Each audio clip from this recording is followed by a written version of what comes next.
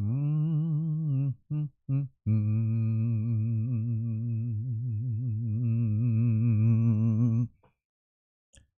Mm, mm, mm.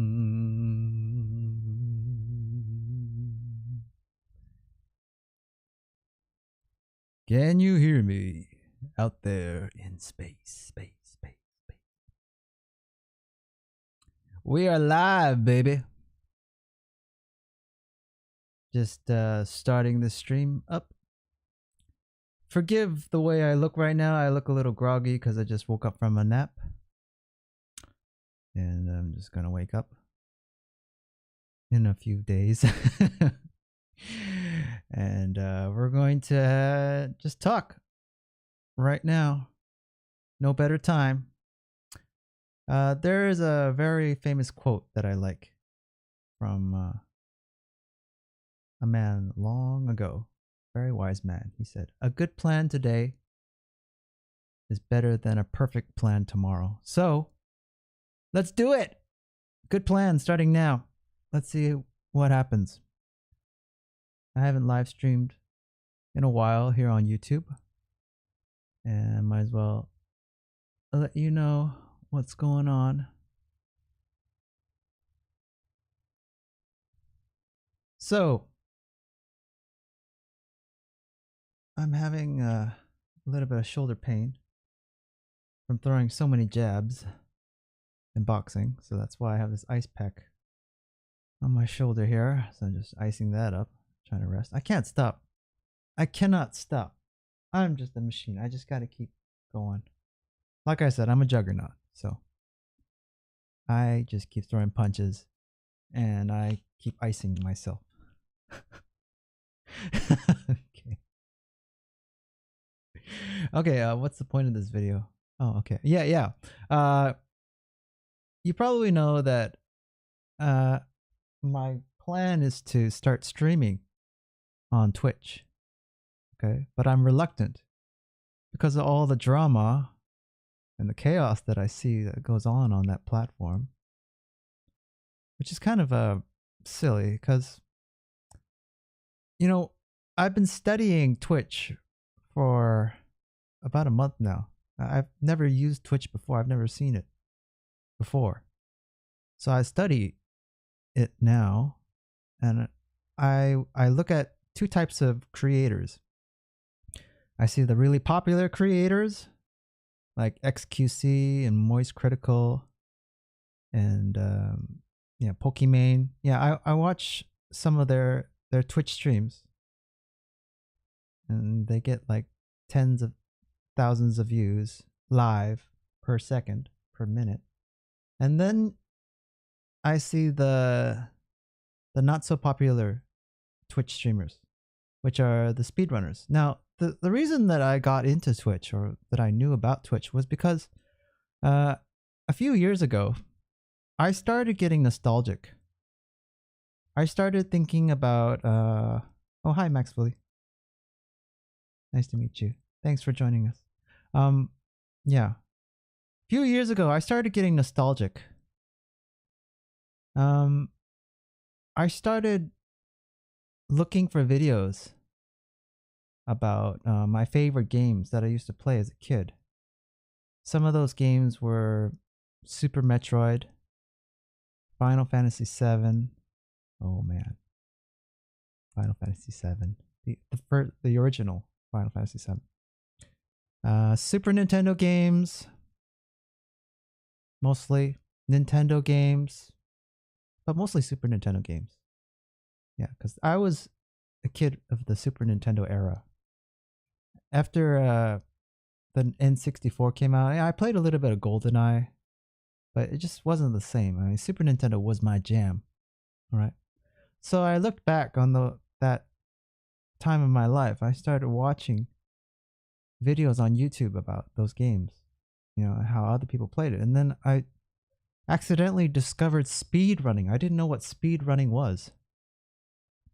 And I didn't know that people could try to finish a game as fast as possible. I didn't know that such a thing existed. And that was very interesting for me because you know, when you try to solve a problem and then you see someone else solve that problem within like half the time or a quarter of the time that you take in order to solve that problem, that's amazing. Like, how did he do it? That part always intrigued me. So that's what I like about speedrunning. These people who commit a lot of time to one game and just play it over and over again. They just get so good at it, and they discover all its secrets, all its glitches, and all of that in order to, you know, bring it down to the shortest amount of time possible to complete. That was very interesting for me to watch. And I would watch these speed running contests, particularly, you know, you already know GDQ and you know, Awesome Games Done Quick, Summer Games and all that. I used to watch that. I didn't know what they were. I just, wow, holy cow, there's these meetups where people, you know, speed run these games as a team in front of an audience, and then they get donations and all that. And I thought that was very interesting. So I started watching those, and I was like, oh, started getting in more and more into speed running, you know, genre. So that's how I got into Twitch. And unfortunately, I don't really play video games nowadays. I'm too busy to do things in real life. For example, train and destroy my body. So, you know, I like to just sit on the computer and just watch how other people play these games and do it so well. It's just like watching a genius. You're just like, it's like watching you know, Leonardo da Vinci paint a painting, or it's just as good. Like, I see the genius in what they do in their craft. So I don't play games really. I don't really speedrun, but I like watching them. And if I am on Twitch, I won't be playing games. If I did play games, I would be pretty bad at them. I don't think anyone would want to watch in terms of speedrunning. But if they wanted to hang out with me and they ask me questions and asking for advice and me teaching, that would be something that I could do on Twitch. And that's what I see myself doing. I see myself on Twitch just helping people, just focusing on just chatting subgenre, just chatting with the audience. And yeah, I just thought, okay, we'll do this little test. Try this little test out. Experiment. I do lots of experiments, by the way. So we'll do an experiment. I will stream on Twitch for, I don't know, a month, 3 months, 6 months. See how it goes. I don't expect success. Hello, Zrek. Nice to meet you. Yeah, so I plan to stream on Twitch as an experiment. See how it goes. I don't expect overnight success. No, nobody does. And I want to tell you something. You know, if you're gonna do something, just do it. Don't be afraid of failure. I've failed so many times in other areas. I cannot tell you how many times I have failed in other areas of my life. But the ones that I did stick it out with, so for example, fitness, swimming, boxing, you know, I did pretty well for myself. That's what I can say. It was being consistent. You know, what you don't know about me probably is that I've been doing YouTube for a long time. I started YouTube in, I don't know, what it was, 2001, 2002? Back when, like, you know, PewDiePie was number one. Back when, you know, like, YouTube wasn't even YouTube back then. It was just starting out. It was a little kid. And yeah, I really didn't take YouTube seriously, but I just kept posting videos because I thought that was so interesting, you know, to make a video, put it online for people around the world to watch, you know. And then I thought, okay, wow, maybe I can be a musician and not get a record deal, a traditional record deal, because let's face it, anytime you sign with a record company, as an artist, you're going to get screwed. No matter what country you are from, no matter how talented you are, no matter how successful you think or potential that you have as an artist, you're going to get screwed once you sign that contract. That's what I thought. Okay. I thought I would be a musician online. There was this cover band, you probably know, it was called Boys Avenue, and they were so good. Well, not really good, but their production quality was just out of this world, and that's what I was trying to do. And I was like, I don't really want to do cover songs. I'm not a cover artist. I like playing my own music. It's like cooking for someone else. I don't want to cook for someone else. I want to cook for myself. I want to use ingredients that I like. I don't want to bow down to anyone. That's what I think about music. My music. The worst thing you can do or say to a musician is, can you play this song? Trying to make a request. That's the worst. I cannot stand when people do that. Can you play, I don't know, With or Without You by YouTube? I'm like, no, I want to play my music. You're just there to listen. I'm not a jukebox where you put a quarter in me and then I start playing your favorite song. And that's what I think about music, you know? We're not here to please anyone. Only ourselves. So, yeah, I started YouTube a long time ago. And let me tell you, good things take time. Good things take time. There's no such thing as overnight success. It takes time to build something, to build a house, to build a YouTube channel, to build a Twitch community. Get good at something. It takes time. Good things take time. So, yeah, I'm going to start Twitch. You can watch me fail or succeed. It's up to you. Just watch. See how it goes. And if I fail, then I can look back and say, oh, at least I tried. So we'll see. Yeah. So that's where my mind is at these days, trying to aim for Twitch. But I will still be on YouTube. Don't worry. I will still be making videos on YouTube. And I'm going to live stream for the next hour or so. And then I'm going to switch my broadcast to Twitch. All right. So I didn't know what to start off with, so I might as well start off with what I just thought off the top of my head. I thought, okay, I miss Korea these days. I am thinking of going back to Korea now that the restrictions are lowered. People are getting less sick because of you know what. So I thought, okay, I think this is about the time I go back to Korea because I really miss Korea. And do I play guitar? Yes, I do. I still play guitar. Yeah. Just like when I need to think, I play my guitar.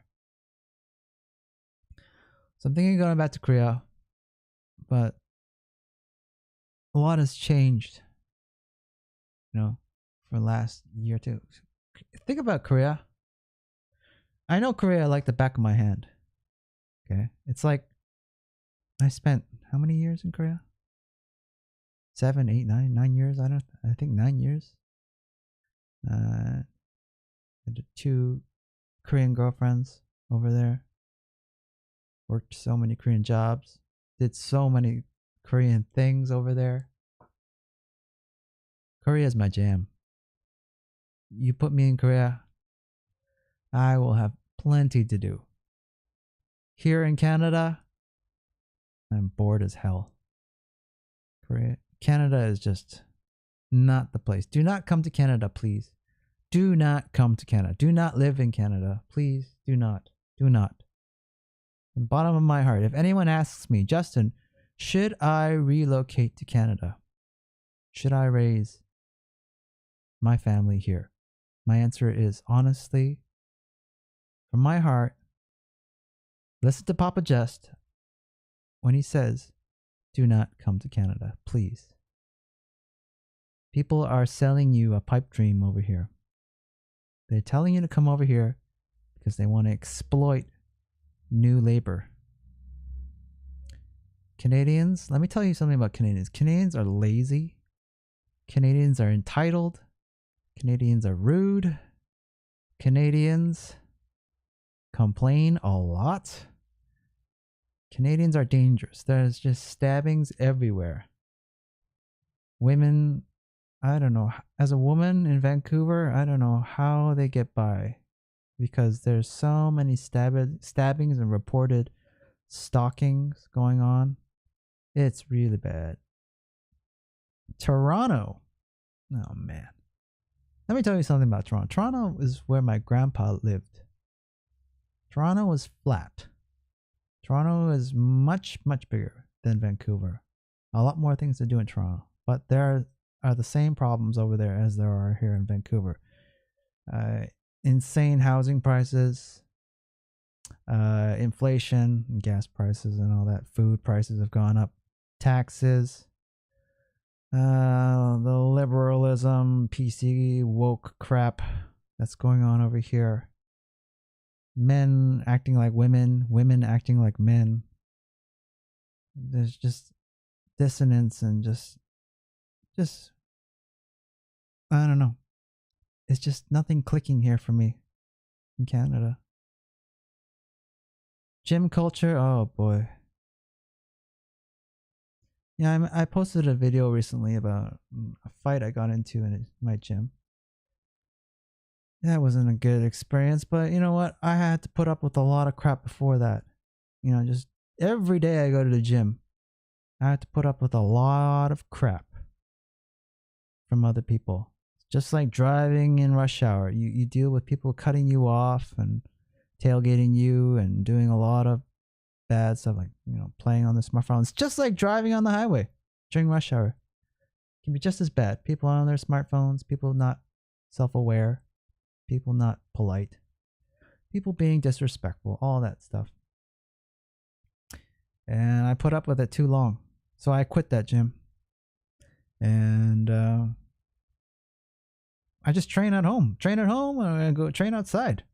Since the weather's nice these days. And yeah, my stress levels have gone down. But I used to train outdoors before. I used to train at home before in Korea.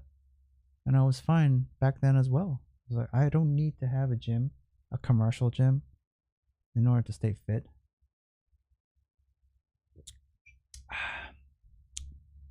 So, yeah, you don't need a gym to stay fit. You just need a will.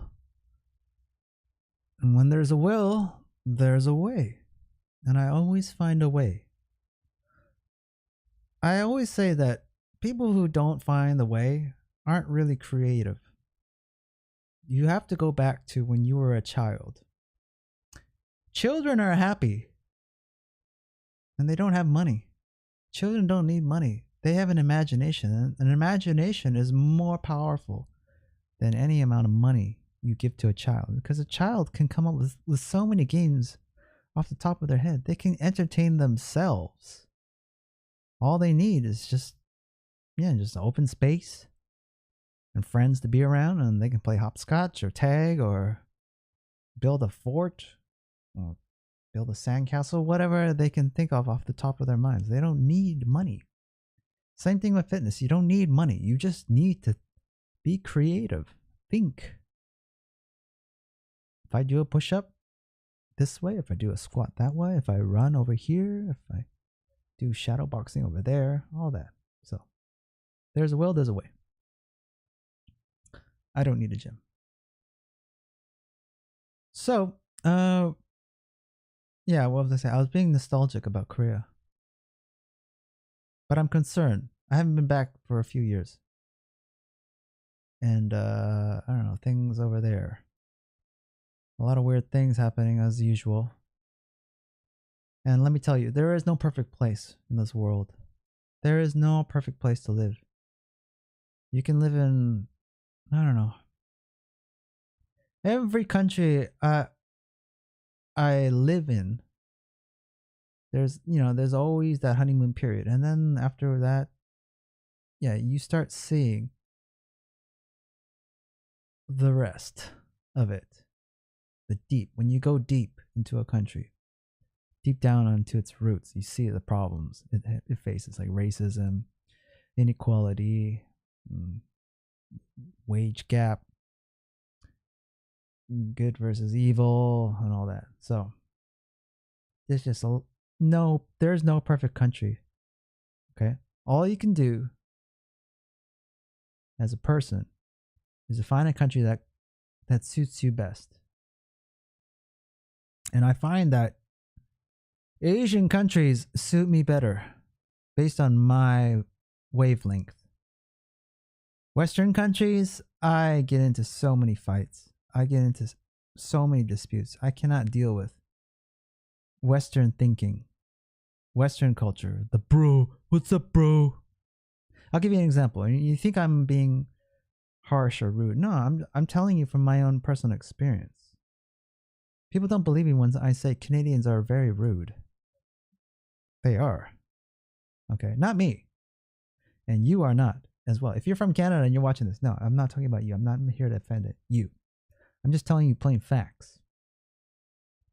So, I'll give you an example. Every time I what was it? I pay for something, for example, membership. They like I don't know, like a supermarket. Let's take a supermarket for example. And they need us. You go to the cashier and you give your membership card. Oh, okay. I'll give you a little. Let me rewind that. This happens a lot to me. Okay, so I have to purchase something. I have to give the cashier a card. Okay. When the person takes the card, they throw the card back to me onto the counter. Like that. They throw my card, like my ID or my credit card. They throw it on the counter for some strange reason. They don't hand it back to me with two hands into my hand. I don't know why. Maybe it's they're germaphobe or something, but just placing it on the counter gently at least would be more a sign of respect than just throwing it on there. I don't know why they do that. Or like, for example, customer service greeting me by saying like, "How's it going, bro?" I say, I worked in the service industry for many years. I used to work in 5-star restaurants. I used to work in hotels. I used to work in all dealing with customers, on a daily basis. I know the basics, like saying hello, hi sir, thank you sir, being polite. I would never say how's it going, bro, to a customer, a paying customer that I've just met for the first time. I don't know, these kids these days, they're too casual. Western kids, too casual. But in Korea or Japan, Singapore, Taiwan, they understand customer service. Very polite. Hello. Nice to meet you. Thank you very much for shopping here. Come again, please, sir. And all that. Rarely do you find that here in Canada. And it's mildly infuriating for some, but for me, living in Eastern countries for so long and then coming back here to the West and dealing with that bullshit on a daily basis, it grinds you down. So if I have the opportunity, I always go to the self-checkout section of a store. I'll just scan my own products and I'll pay, and I don't have to deal with any human, because the machines are more polite than the humans. Thank you for shopping. Come again. I'm like, oh, that's exactly how you're supposed.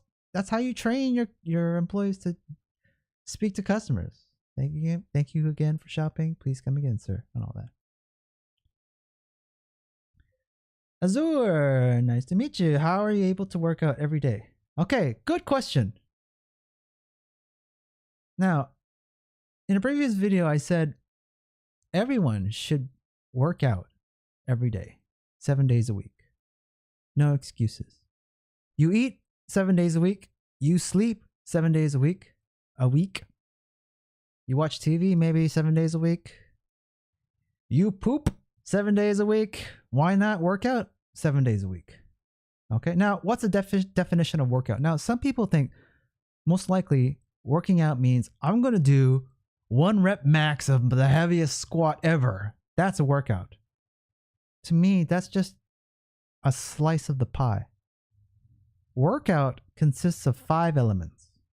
I've mentioned this before in previous videos. The 5 elements of fitness are, in order of importance, stamina, stretching, speed, strength, and skills. Stamina, for example, running. Stretching, for example, hamstrings stretch. Speed, for example, shadow boxing. Strength. Okay, now you're getting strength. Okay, strength is where most people focus all their fitness. They put all their fitness into this basket. Strength. Okay, doing barbell squats in 1 rep max. And then skills. So for example, putting it all together, like say do a pull-up. Okay, you're using more than just one body part. That's a skill. Doing a pull-up. What's a higher skill than a pull-up? A muscle-up. What's a higher skill than a muscle-up? A muscle-up into a straight bar handstand. What's the next level beyond that? I don't know. Straight bar handstand into giants. Giants are when the gymnast swings their entire body around the bar. You know, see those Olympic events? Those are giants. So skills. I don't know, doing a backflip is a skill. Jumping rope can be a skill. It's a basic skill you can learn. Depends on what level of jumping rope do you want to do, like single jumps or a double cross, like Mayweather. Okay, that's a skill that you need to learn. So when I say work out, I'm saying train in these 1 or more of these 5 areas. Okay, don't just focus on strength. Okay, obviously I can't do 1 rep max barbell squats 7 days a week. Nobody can do that. You're gonna kill yourself. But what I can do is I can run on Monday. I can practice boxing on Tuesday. I can lift weights on Wednesday. I can stretch on Thursday. Friday I can swim. Saturday I can go for a walk. Just move. Do something. On the rest day, what are you doing? If you're not training, if you're on your rest day, what are you gonna do? You're just gonna sit on the couch all day? Are you gonna lie down in bed all day? You have to do something. You have to walk around at least. On the rest day, the worst thing you can be doing is sleeping, sitting on a couch, or sitting in a car, in my mind. That would be a rest day. A complete rest day, as in not doing anything physical to your body. You can at least stretch 7 days a week. Stretching won't kill you. Like doing this will not kill you. Oh my God. 7 days of stretching? No, I can't do it. No. You could do this. Oh my God. This feels good, by the way. You can, oh my God, this is stretching. I'm just stretching my wrists. This is so important. When you're doing handstands, you need to stretch your wrists out. You can do this 7 days a week. It won't kill you. Oh my God. I'm stretching my fingers. You can do this. If you play guitar, play piano, you already know what this is. You need to exercise your digits. Okay. Oh my God. I'm working out my grip. I can do this 7 days a week. It won't kill me. Look at that. Look at that. Look at that vein. Look at that form. Look at it. Bam! Look at that. There, I get this a lot. Guys will come up to me in the gym and they look at my forearms. They'll go, "What are you doing to get such huge forearms?" And I told them, honestly, I do gymnastics and box. That's how I get such big forearms. I train my forearms every day. I train 7 days a week, like I said. And I take naps. Like I said, before this stream, I woke up from a nap. So. Zirak Khan, I feel bad for you. No, don't feel bad. You need stress. Stress makes a rock into a diamond. Do we all have to love our job that we hate every day? What are your experiences in the work field? Oh boy, so many jobs. Do we all have to love our job that we hate every day? That's a very good question. You're a very wise person, Azur. Do we have to love the grind? Do I love working out? Do I love going to the gym and dealing with rude and disrespectful narcissists coming up to me while I'm working out and say, "Bro, how many more sets you got? Bro, how many more sets?"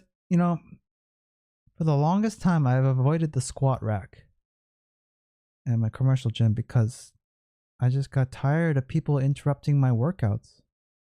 Because when I do workouts, I don't do the traditional 3 sets of 10.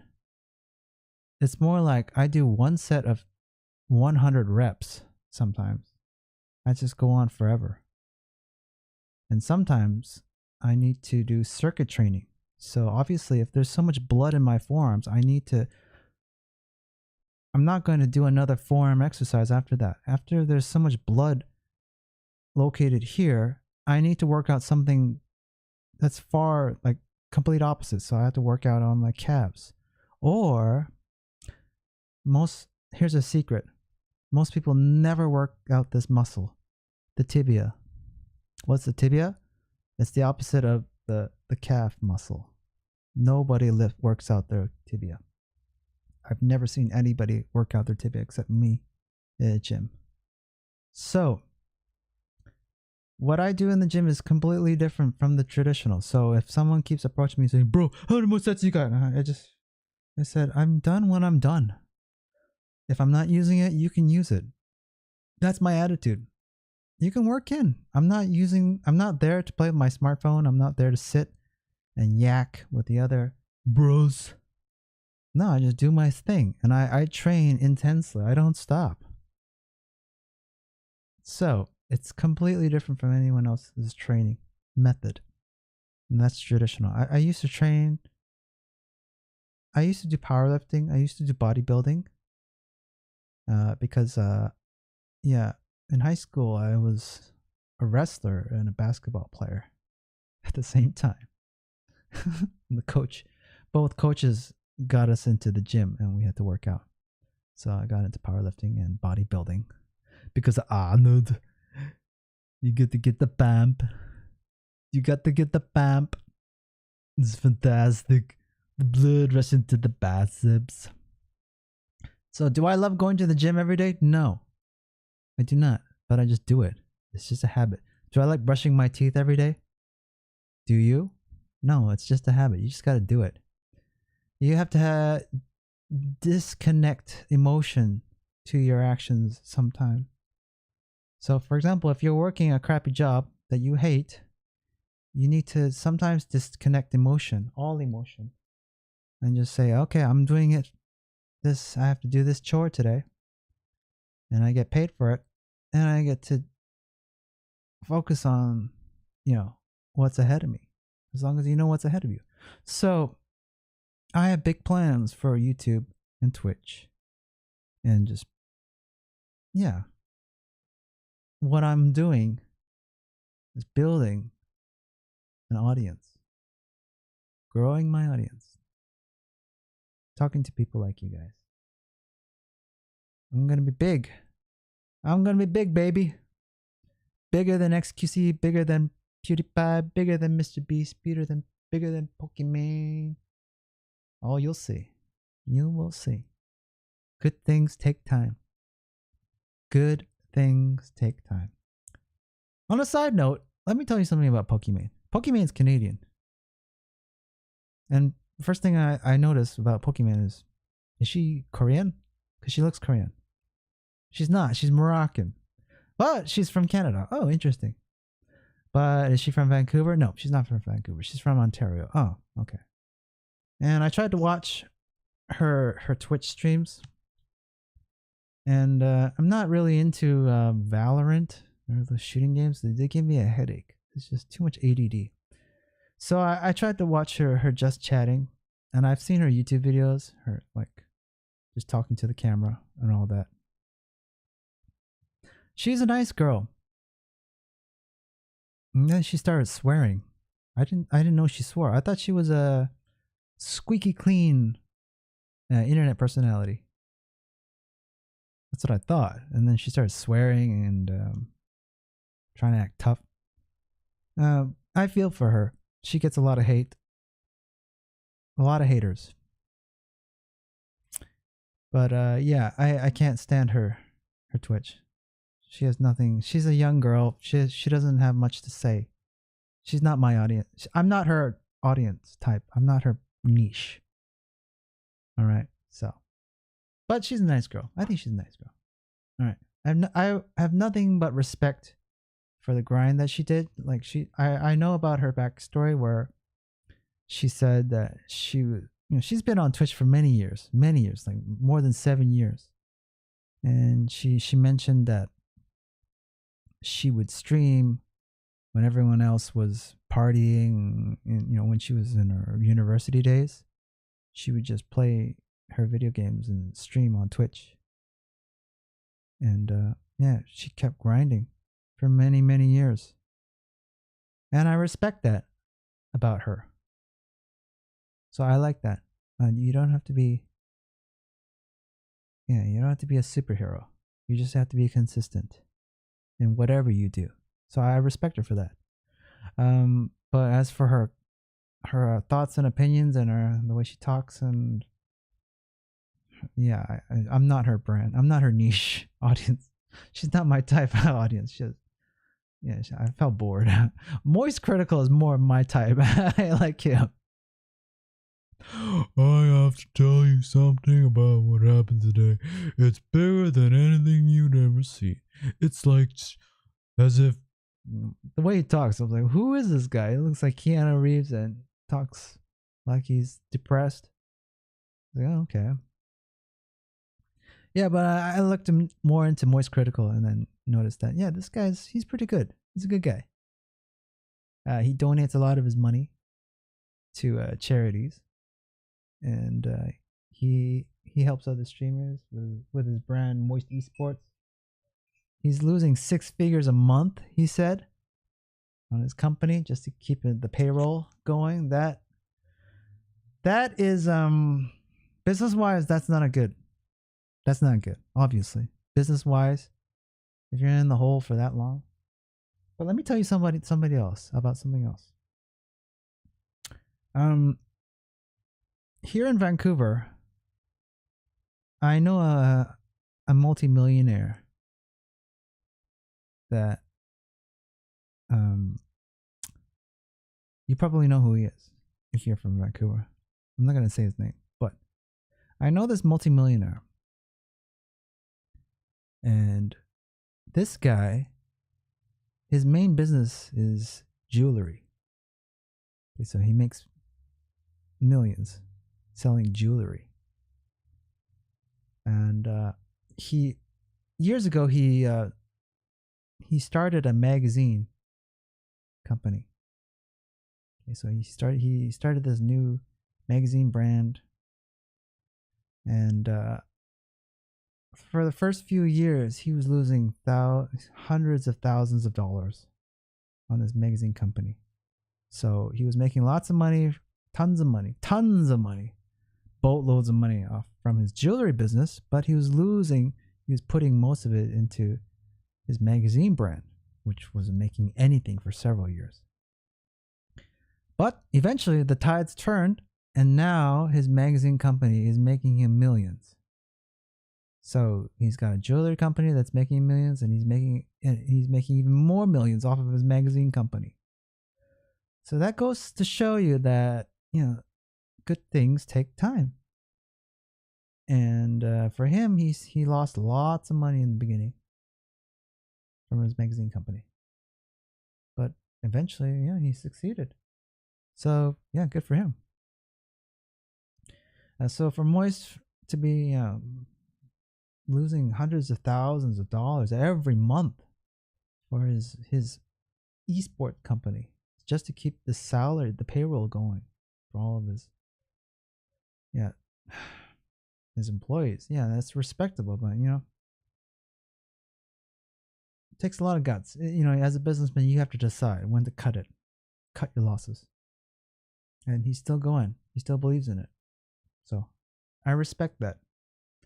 Respect, Charlie. I like that guy. Where was I gonna say? Oh yeah, okay. So okay. Well, I'm running on a tangent here. Okay, I'm nostalgic for Korea. So Korea, let's go to Korea. Okay, Korea Reddit. Okay, let's take a look. 안녕하세요. By the way, you probably noticed, like, why are you using the old Reddit? I like the old Reddit, okay? I don't like the new Reddit. I can't see everything. I can see everything here from like a bird's eye view, top down, in the R Reddit. Okay, so I'm gonna take a look at this first thing here. I miss cheap food in Korea. We all do. Dosa bibimbap, 1780.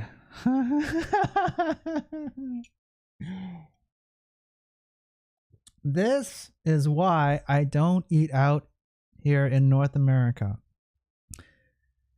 I don't know where you're from, but here in Canada, Vancouver, Canada, we have to pay $17.80 plus tax plus tipping. So that comes up to probably $25 for that one dish. In Korea, that same dish will cost you $4 or $5 total. No tipping, no tax. $4 or $5 total for that dish. I know, it's just sad. So whenever I eat out here in the West, it's only for like a special occasion, like for example, like a group meetup, because obviously, when you're in downtown, for example, you have a group meetup, you gotta go out and eat. So those are people. Oh, can you see that? Here, let me hold on. There you go. Dosa bibimbap. You can see it now, right? Okay. Dosa bibimbap. By the way, if you don't know what dosa bibimbap is just like rice with vegetables and an egg in a stone pot that's fried. It's delicious. I used to eat dosa bibimbap religiously in Korea because it's so cheap and so good. It just fills you up. It's just the good stuff. It's like Korea's version of a very healthy salad with egg on top. It's so good. You can eat it for lunch. I can eat it for dinner. I just keep eating that. I kept eating that stuff. It's so good. But here in Canada, that's such a ripoff. Why do I want to pay 5 times as much? That same dish, I can make that at home. It'll cost me less than $5 worth of ingredients I can get at the supermarket, and that's why I cook. Okay, in the West, I cook. In the East, I go out a lot, and I look for healthy dishes like dosa bibimbap. Try it out. It's like the number one dish I recommend all newcomers to Korea try for the first time. Like if you're new to Korea, the first dish you should try is dosa bibimbap. I recommend. It's not too spicy. You can add spicy hot sauce on top, like if you want. But no, you don't have to make it spicy. Yeah, so prices in Korea are much cheaper, obviously. Hold on. Okay. Bibimbap 1680. Yeah, what a ripoff. Salmon bibimbap. Salmon bibimbap. I've never had salmon bibimbap. Ugh. But fish eggs, yes, I had before. What is that? Cockle bibimbap? Ah, yeah, it's just seafood, like mussels or something. It's okay, but I just eat this dosa bibimbap. Traditional crab bibimbap. Interesting. When I came home from Korea, I was ecstatic to see a Korean restaurant had opened in my hometown. I eat there all the time, but suddenly pay 4 times for bokkeumbap. Why? Why pay 4 times as much? Here's what you do. Here's what you do. If you're not in Korea and you want Korean food, here's what you do. You go to your local Asian supermarket. Okay, it doesn't have to be a Korean supermarket. In Vancouver, we have an Asian supermarket. It's very well known here. It's called TNT. You can get all your Korean ingredients over there. Or if you have a Korean supermarket, go there. It's even better. But yeah, expect to pay a little bit more than the Asian.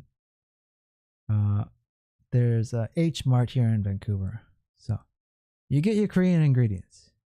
You go on YouTube. You watch how to make bibimbap or how to cook blah blah blah dish. And there you go. You make it yourself. It's not going to be perfect the first time, but like I said, good things take time. So keep practicing. Keep practicing making bokkeumbap if you want. Or kimbap. Oh my god. I remember I recently went to a Korean supermarket and I saw kimbap. Kimbap is like a Korean sushi without fish. It's just vegetables and beef or whatever. Kimbap was like $10. $10 for a kimbap. One kimbap roll. In Korea, I paid $2 for that same roll. $2 versus $10. Vancouver is 5 times the amount difference. Same with alcohol. Oh my god. Somic. Oh yeah. Don't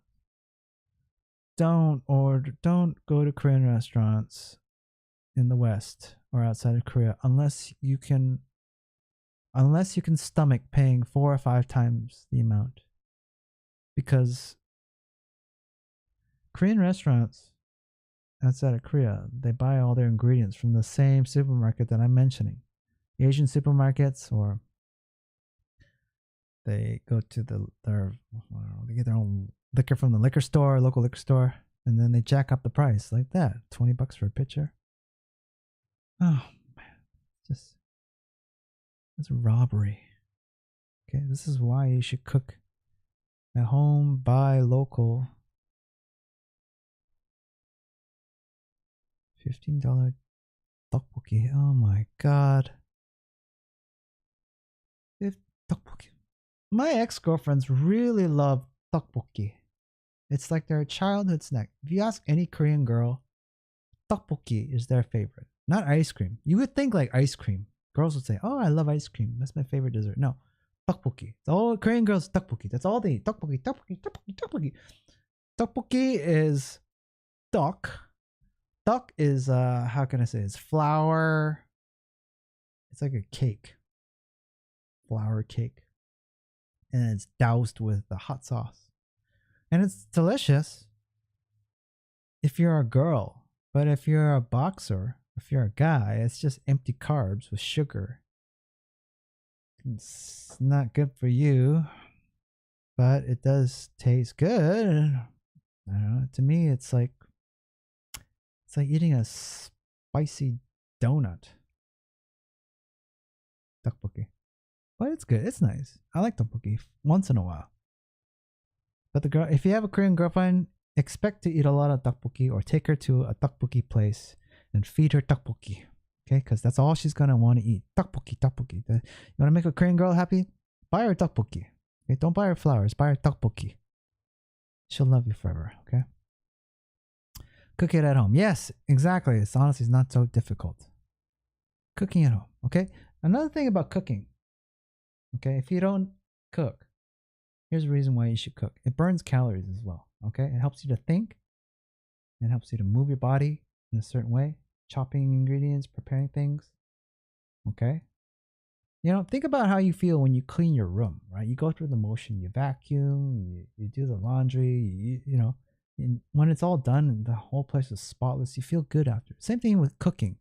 You take all these messy ingredients and then you put them all together, and at the end it becomes this wonderful dish that you can eat and savor.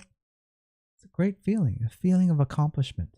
Okay, just like going to the gym, you train, you lift all this heavy weight, you run, you stretch, and then afterwards you feel good. You get, because you've accomplished something. So cook. It's another thing to accomplish.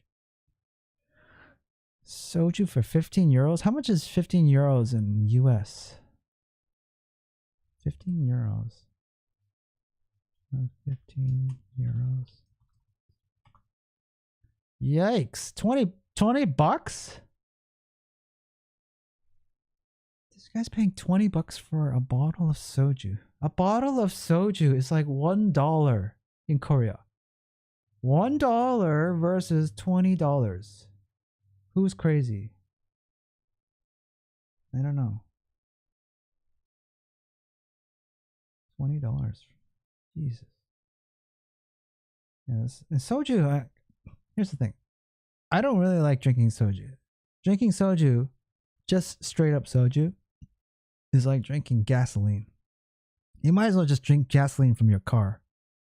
Gas tank. That's what it tastes like. And then afterwards, you're just going to feel like crap the next day. And you never feel good after the next day after drinking soju. Okay? Soju? No. No. Okay, now, there are exceptions, okay? You can mix soju with strawberry juice or like cucumber juice. And there's a whole cocktail sub-niche of soju in Korea that you can try. So mixing soju with something like juice, like strawberry juice or something, that's more pleasant. Okay, but straight up drinking soju, it burns your stomach, and afterwards your head is just not right the next day. So don't really like soju. Okay. I can never drink soju alone, like just the bottle alone. I have to drink it with food. Okay, now I'm gonna give you a secret. Okay, what's better than soju? What's the best Korean alcohol? In my honest opinion, it's makgeolli. Makgeolli and dongdongju are the best Korean alcohols to drink. Okay, you can drink them without any food. It just dongdongju is my jam. I love dongdongju. Dongdongju and makgeolli. Makgeolli and dongdongju, they're like twin brothers. Okay. Usually dongdongju you find in a Korean restaurant, and makgeolli they make commercially.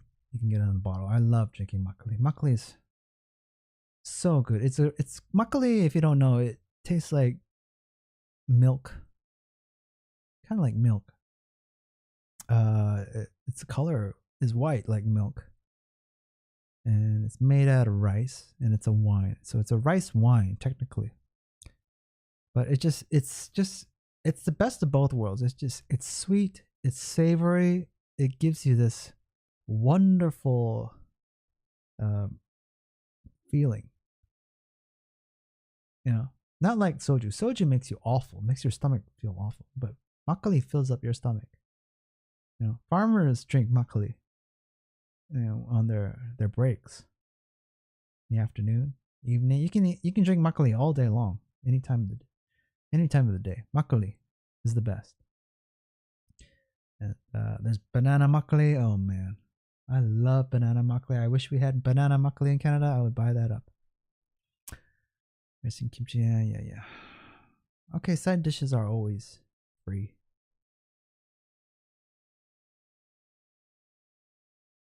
Tteokbokki is $20 here. Kill me.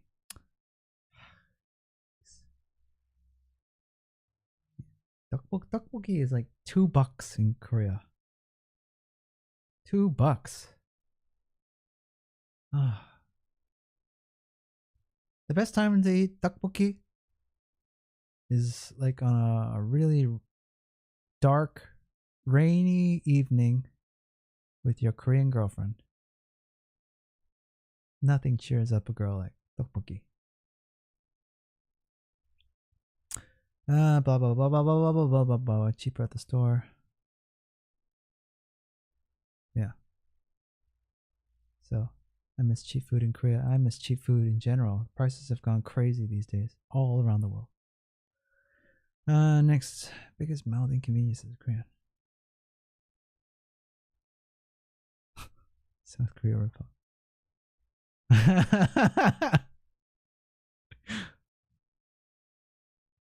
Yeah, I don't know which one to choose.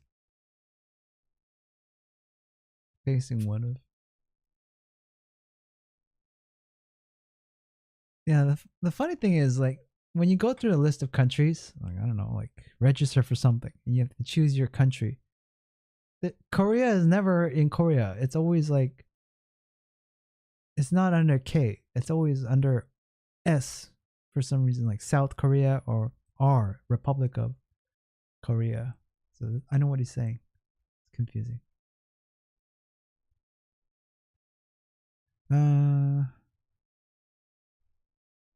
One dips below 1400 mark.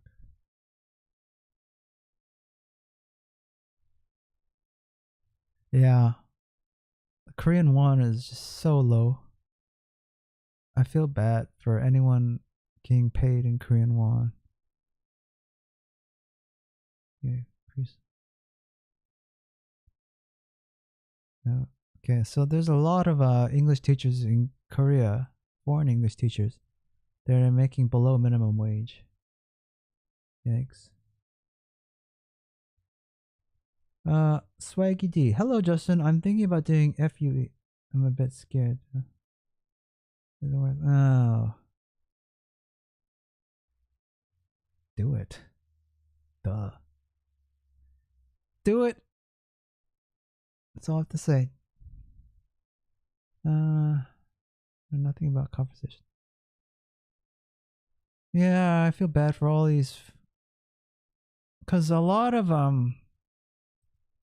foreigners that teach in Korea, what they do is they save about half of their paycheck and they send it back home to their families, to their parents, or to pay off student loans.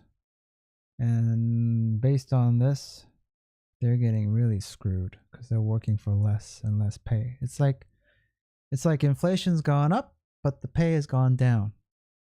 So this is a double whammy here for foreigners working in Korea. I don't think any foreigner would do well working in Korea, being paid in Korean won these days.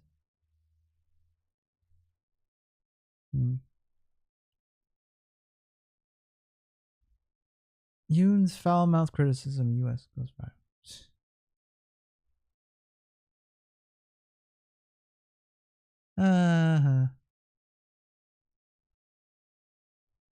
Change by dollars. Holy cow. Yep, see? Rip. Like I said, rip English teachers. 2.2. Let me tell you. Okay, 2.2. Let's see. 2.2.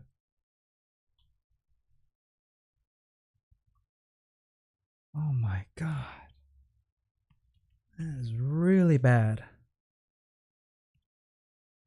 Seriously bad. 2.2.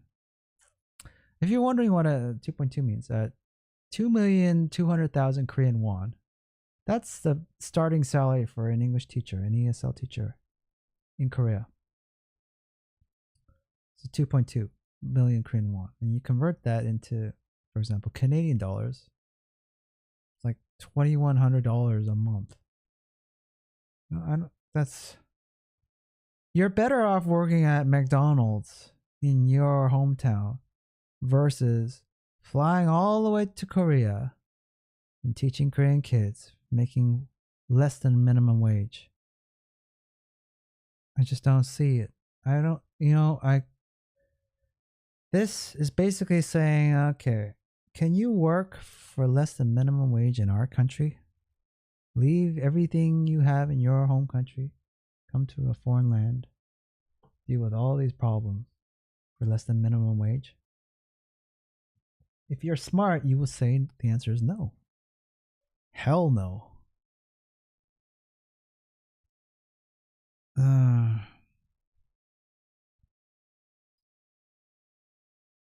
Whoa. Korean citizen get paid in Korean won. Just spent a week in US. $72 dinner.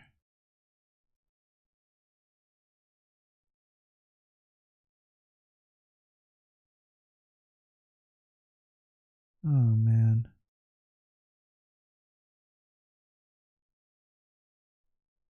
Yeah.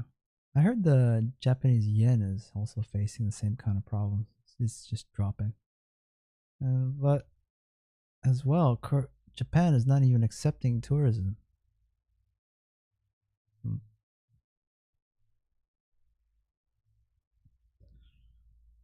Woman arrested after attempted murder of boyfriend. Short. A woman in her 20s stabbed her boyfriend multiple times. Why she did it. I know why she did it. Korean girls, Korean girlfriends are furious. Never get it. You don't want to see a Korean girl angry at you. I can tell probably he cheated on her. Just think about it. Why would any girl want to stab her boyfriend? Okay, he cheated on her. Obviously. Probably nothing to do with money. Like he didn't borrow money from her. No. If you want to drive a Korean woman mad, just cheat on her. Yeah. That's probably what did it. Sad.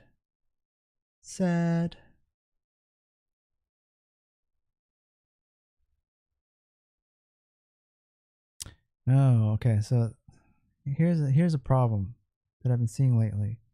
Okay. Segregation in Korea, okay. Sees the rise of, okay. Let's go for this one first. South Korea sees the rise of women-only gyms, campsites, and other spaces in surge in sex offenses.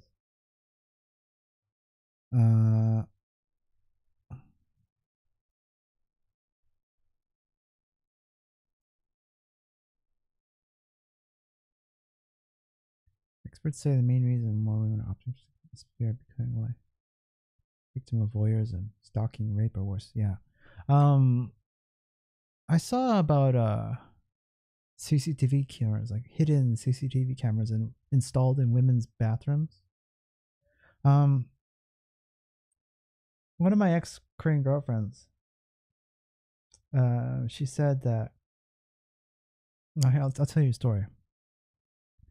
One of my ex-Korean girlfriends, we would go to a love motel on the weekends. If you're not aware, okay, so in Korea, most girls, they live with their parents. Okay, even if they're working for a company, they still live with their parents until they get married. So on weekends, instead of going back to their place, usually couples go to a love motel since they're in the city. It takes too much time and all that to go travel back to my place or her place because it's just on the opposite ends of the city and the countrysides or something like that. So it's pretty far. So logistically, it's better to just stay in the city, sleep in the city, in a hotel, and then the next day you wake up and you go for breakfast in the city. Okay? Makes sense. So that's why there are love motels in the city. So it's just basically hotels for couples. So one of my ex-Korean girlfriends, she said that she would not want to do the nasty in the bedrooms of these love motels. And I asked her why. She said, because sometimes there are hidden cameras installed all over the bedroom in these love motels. So we would always do it in the bathroom. And she was right. If you probably notice, like in a lot of websites, they reveal these hidden cameras with these anonymous people making love. So, yeah, it's getting worse though here in Korea. Voyeurism, stalking, rape, or worse. Ay, ay, ay. Jung Yi-ji, a 31-year-old office worker living in Gwanak district, switched her gym to a women-only fitness center. For one thing, I became more confident since I don't have to worry about getting unwanted stares from men. I can wear tight outfits such as leggings, cycling pants, and tank tops without feeling self-conscious. Okay. She's right. There are a lot of perverts in gyms, in commercial gyms, especially old guys, old people. She's not alone. When I work out in a commercial gym, I get stares from all types of people. Okay? They just stare. It's like rudely stare at me because I'm hitting the heavy bag or I'm doing one-arm handstands or I'm just doing whatever crazy thing. They just stare at me like I'm some sort of zoo animal. And it makes you want to, gives you that knee-jerk reaction. Like, what are you looking at? That kind of. So I feel for girls. But on the same time, it's a double-edged sword. You're wearing tight, revealing clothing in a co-ed, gym. So just imagine like this. Let's change the situation. Change the environment. Let's say we're at a swimming pool. Okay? It's a co-ed swimming pool. Guys there, they're wearing board shorts. And girls there are wearing their swimsuits. And then in walks a girl wearing a bikini. What do you think is going to happen? Obviously, some guys aren't going to look. Right? It's just natural. Same thing with leggings. The leggings are like the bikinis of a gym. Guys are going to look. Your ass is like sticking out. It's like shining in this bright color in my face. Obviously, guys are going to look. Before leggings, we had something called skirts. Long skirts that would cover up your bum. But that wasn't enough, so they had to make short skirts, and then mini skirts, and then no skirts, and then now it's leggings where you can show your bum to the public. So obviously, you can't wear a hijab, or whatever they wear. So if you're gonna wear tight clothing in a co-ed environment, yeah, you're gonna get some looks, obviously. Okay, that just looks. But getting harassed and rape and voyeurism and all this, that's a level you don't cross.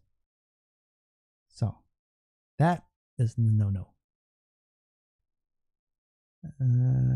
Edric, the villain of emperors. Very nice name. Hello.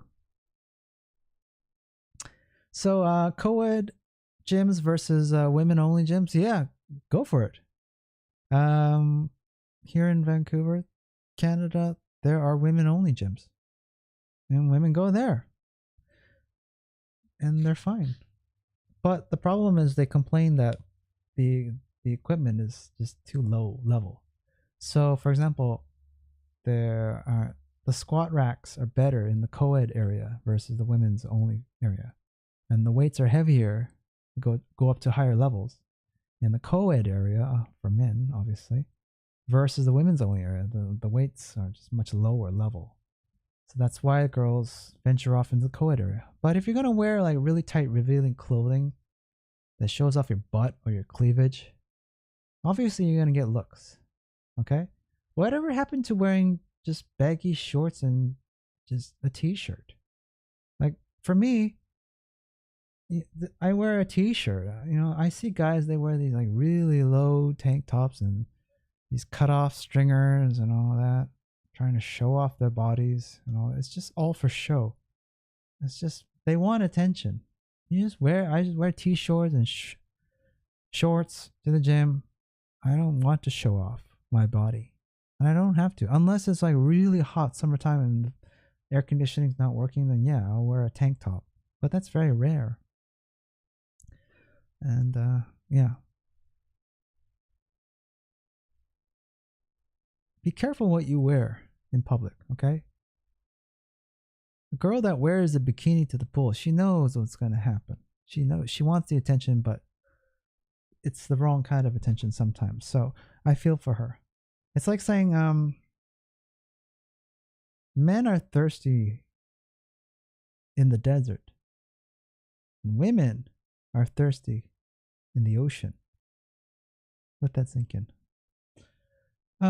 So female only spaces. Yeah, I like that. Go for it. In Japan, like there's a female only subway cart, like a subway train, because Japanese women don't feel safe in subway trains because the guys, anonymous strangers, are groping them. It's just so dumb. I've been in those situations. You're like you're squished into a subway train in Korea during rush hour like this. And I've had girls like close up to me and guys close up to me, really close, like we're skin to skin. And fortunately, no one has groped me. And I would never want to grope someone. Why? That's just so disrespectful. But unfortunately, there are a lot of weirdos, like he says. There's a lot of weirdos, not just in Canada or Korea, but around the world. There's a lot of weirdos. So segregated places, yeah. We have segregated bathrooms. Why not segregated gyms?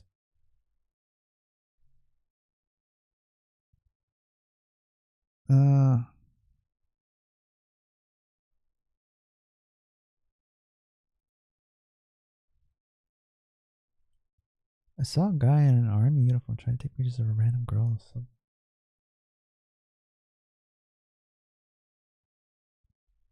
Yeah, that's another problem.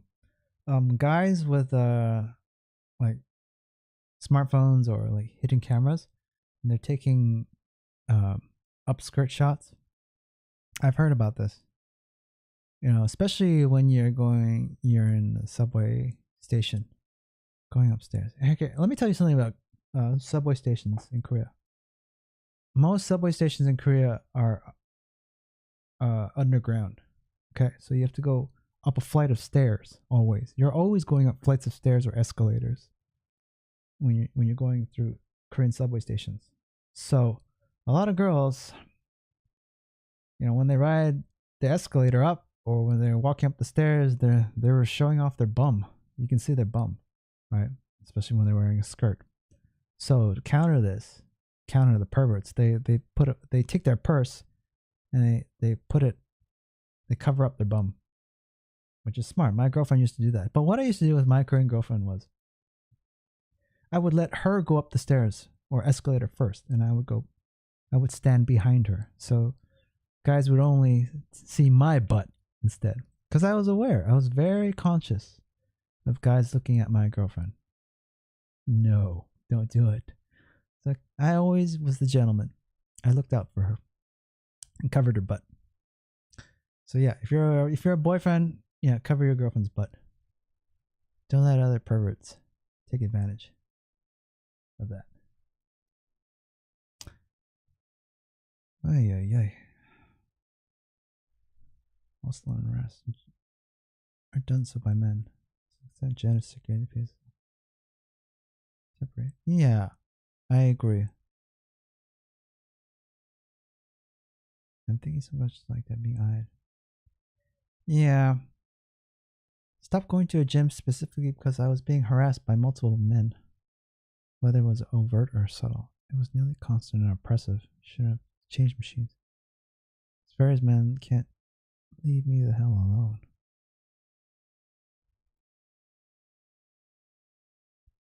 Whoa.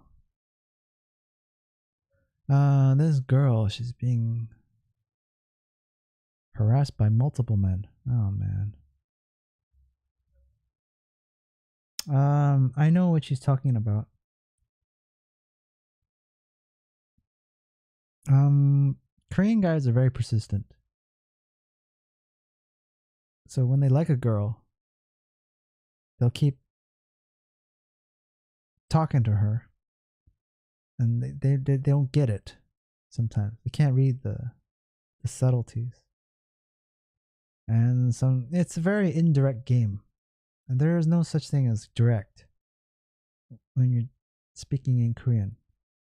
It's like you can't say like, "Oh, I think you're very beautiful," and the girl says, "Oh, thank you very much, but I have a boyfriend," and then, "Oh, thanks anyway." Boom, end of conversation. I wish it was that simple in Korea, but it's not. It's more like, yeah, I'm going to keep talking to you until we become a couple. And I'm going to keep talking to you, and let's go for drinks, and then let's go to Love Motel, and then boom, we're a couple. Yay. Yeah, Korean guys are very persistent. They are like Latin lovers, good or bad.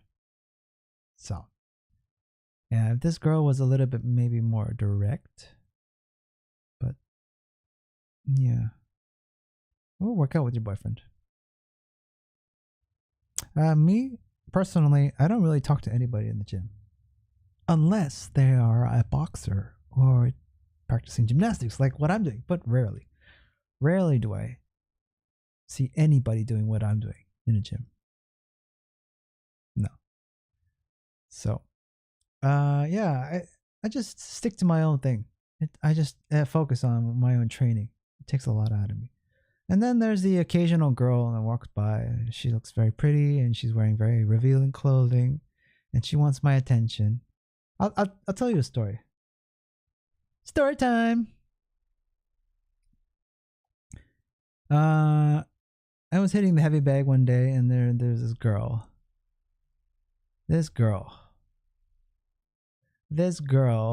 she is like the social butterfly of the gym. She talks to every guy. And she was talking to this guy, that guy, and this guy. She doesn't work out. She just yaks and talks to every guy. And the gym is like it's a club or something for her. She never breaks a sweat because she's just talking, standing there and talking, taking up space. And I'm just doing my own thing. I just hit it in a heavy bag. So I think my theory is she was doing this constantly around me so that I would notice, so that I would get her attention. That's what my theory is. Because she kept working out around me. What I mean by working out around me was that the heavy bag is right next to the pull-up gymnastic thing. I don't know what you call it. It's those monkey bar things where these chicks they climb up and they grab the bar and they swing like Tarzan from bar to bar. I call them monkey bars. Anyways, the monkey bars is right next to the heavy bag. So in order for her to climb the monkey bars, she needs for me to move out of the way of the heavy bag. So she would do this constantly. And I would just let her do it and just say, okay, go. And she would pause my workout because she has to climb up and get a good grip and all that and get ready.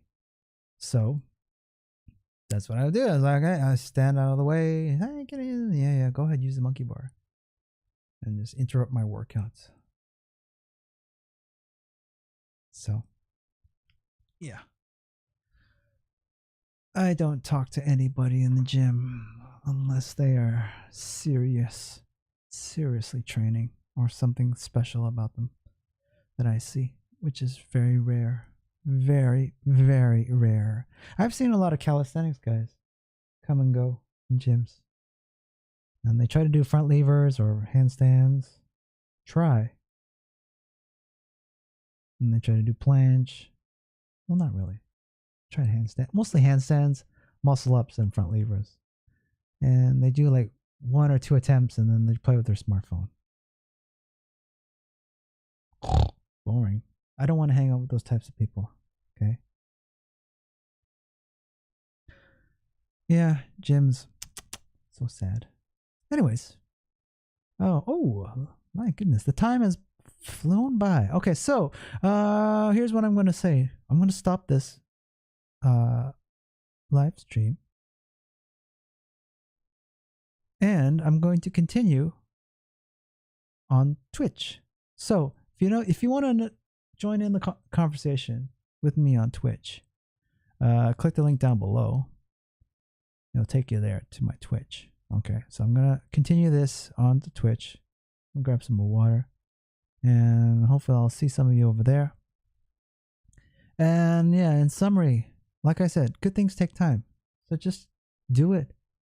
Don't worry about failing. Don't worry about what anyone else says. Just do it. Okay, whether you're going to start Twitch, start working out, start a new career, start a new life in a new country like Korea, just do it. Okay, you have one life. It's just your life. You're not living someone else's life. It's just yours. Get out there and do it. All right, that's it for now. Enjoy the rest of your day.